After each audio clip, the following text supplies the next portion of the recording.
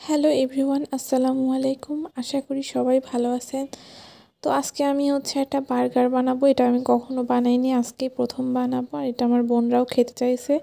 সবসময় আমি দোকান থেকে কিনে খাই, তো আজকে মনে হলো আজকে এটা বাসায় একটু বানাই। তো তার জন্য আমি নেট থেকে কিছু ভিডিও দেখলাম। তো আমার এই ভিডিওটা দেখার পরে আমি আমার নিজের মতন বানাতে চলে আসলাম, যে দেখি আমি নিজের মতন বানাই দেখি। এখানে আমি মুরগির বুকের মাংস নিয়েছি, সলিড অংশ। এখানে আমি কোনো হাড় দিইনি। তো এর মধ্যে আমি ছোট ছোট করে পিস করে মাংসগুলো কেটে এর মধ্যে আমি আদা রসুন বাটা, গোলমরিচ বাটা, একটু সামান্য পরিমাণে একটু লবণ, শুকনো মরিচের গুঁড়া আর টমেটো সস দিয়ে এটা একটু ভালো করে আমি মাখাবো।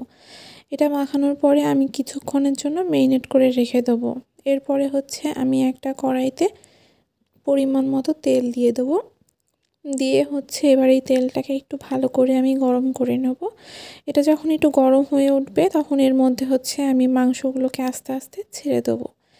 এবার সবগুলো মাংসগুলোকে আমি কড়াইয়ের মধ্যে দিয়ে দেবো। দেওয়ার পর এবার এটাকে আমি ভালোভাবে খুবই আস্তে আস্তে এটাকে ভেজে নেব। একটু হাতে সময় নিয়ে আমি ভেজে নেব। এই তো আমার মাংসটা ভাজা প্রায় শেষ।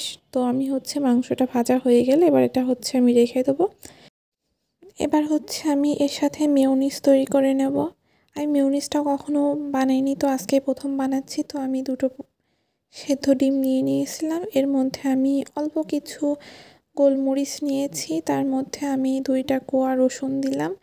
এবার এর মধ্যে আমি 1 চা চামচ চিনি, 1 চা চামচ গুঁড়ো দুধ দিয়ে দেব।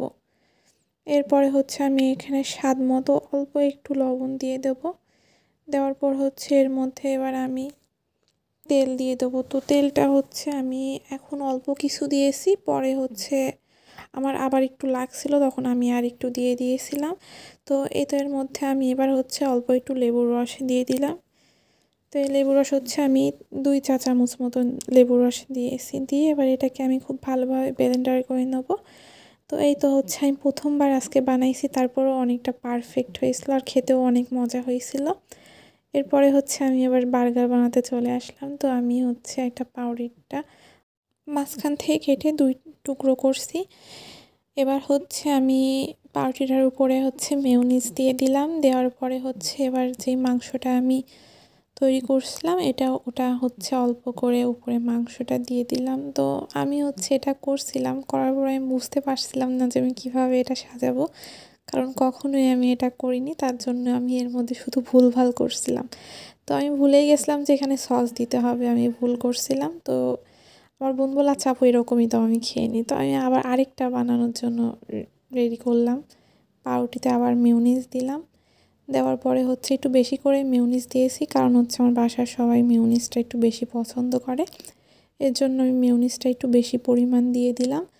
এরপরে আবার একটু বেশি করে মাংস দিলাম, যেহেতু আমার বোন বলল আপু একটু মাংসটার পরিমাণ একটু বেশি লাগবে। তো আমি একটু বেশি করেই মাংস দিয়ে দিলাম এর মধ্যে।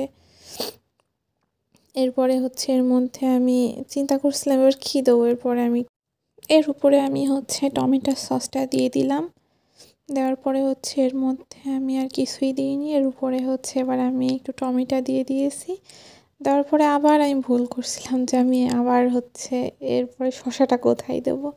তো তারপরেও ওভাবেই কোনো রকম ঢুকাই দিলাম। আমার বোন বলছিল, আপু সব তো খেলে পেটের মধ্যে চলে যাবে, ওভাবেই দিয়ে দাও যেমন আছে। তো আমি ওরকমই দিলাম। দিয়ে ওর উপরে আরেকটা রুটি দিয়ে দিলাম, পাউরুটি। তারপরে তো বার্গারটা আমার প্রায় রেডি। তো এই তো আমার বার্গারের ফাইনাল লুক। তো সত্যি কথা বলতে বার্গারটা দেখতে যেরকমই হোক, কিন্তু খেতে অসম্ভব মজা হয়েছিল। তো আমার বোনগুলো বলছিল, আপু এরকম মাঝে মধ্যে বানাবা, আমাদেরকে খাওয়াবা। তো আজকের মতন এতটুকুই। সবাই ভালো থাকবেন। আল্লাহ হাফেজ।